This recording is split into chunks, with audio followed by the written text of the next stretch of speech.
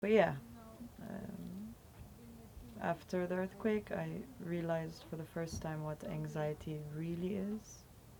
As I told you, I thought I had an idea. I did have an idea, but it was the first time that I feel it so immensely.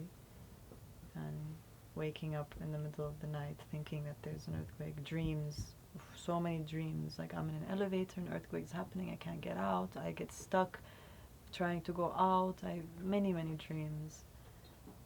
Um, During the day, just feeling tremors, but there aren't any. It's just psychological. I look at the lamp, it's stable. Um,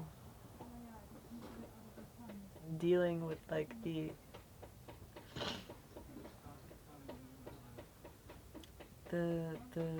dichotomy, the extreme of like, of course life is gonna go on and people are gonna keep doing their normal stuff while this is happening.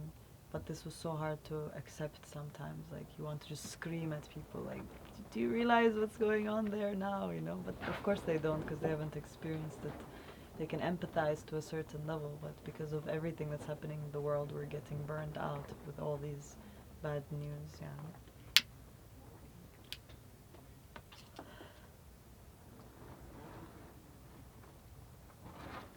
Without the presence of this community that I'm a part of, this brotherhood, sisterhood, without Jam Baba, I don't think I would have passed this experience in such a way, in a healthy way, so quickly. Um, Took some time, few months, but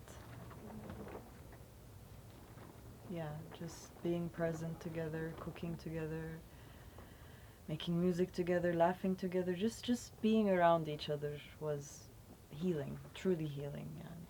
And I really think that trauma is not the event that has happened, but the way that the event has been dealt with. Like, for example, animals, after they're chased as prey, if they manage to get away, they immediately start shaking very, like, intensely for a few seconds, minutes, and then they just continue. It's like you need to expel that energy, that adrenaline that suddenly, you know, you need to release it somehow, otherwise it stays, and then trauma, and then you your defenses, your way of conducting life, your behaviors are built upon that trauma, basically, upon the fact that you could not process it. You had not had time and space and people and care and compassion and an understanding in order to release that energy. That is the trauma, I believe. It's not the event. The event is an experience. Me being in an earthquake was an incredible experience. Yeah,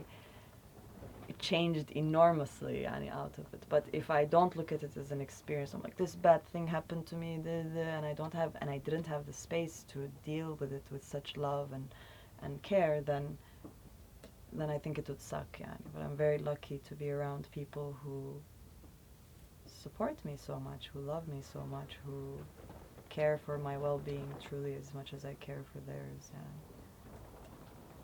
Yeah. And I'm grateful to have the awareness to let things come out. Like I told you, after the earthquake, anxiety, my ulcers flared up again. I had to take anxiety medicine that's related to stomach issues for the first time in my life. Like my body reacted very much. Yeah, my body tried to shoot it out basically. Now I'm good, alhamdulillah, no pain, no nothing. Yeah, nothing. It's for months. It's been stable. Um, and no dreams anymore. Barely any like feeling of tremors or anything. I think a lot of people would be leading very, very different lives if we just had this space to process intense emotions as children. You know, if our parents didn't shut us up or scream at us, or because that's what the child needs, just support and like, hey, it's okay, what you're feeling is fine, just feel it. Just feel it, let it, yeah. But it gets suppressed, and that is a trauma. That suppression, yeah. That inability to, you know, your trauma is that my emotions don't matter. I should not express them. Nobody's gonna understand. Nobody's gonna support me.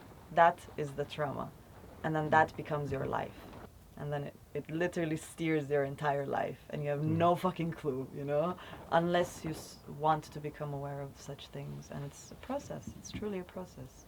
Yeah, I want to repeat what Young, like, until you make the unconscious conscious, unconscious conscious, it will control your life, and you will call it fate. Most of our actions are led by things we're not even aware of, I think.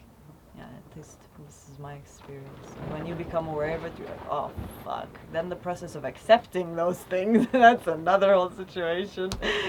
I can be such an asshole sometimes. Fuck. Accepting.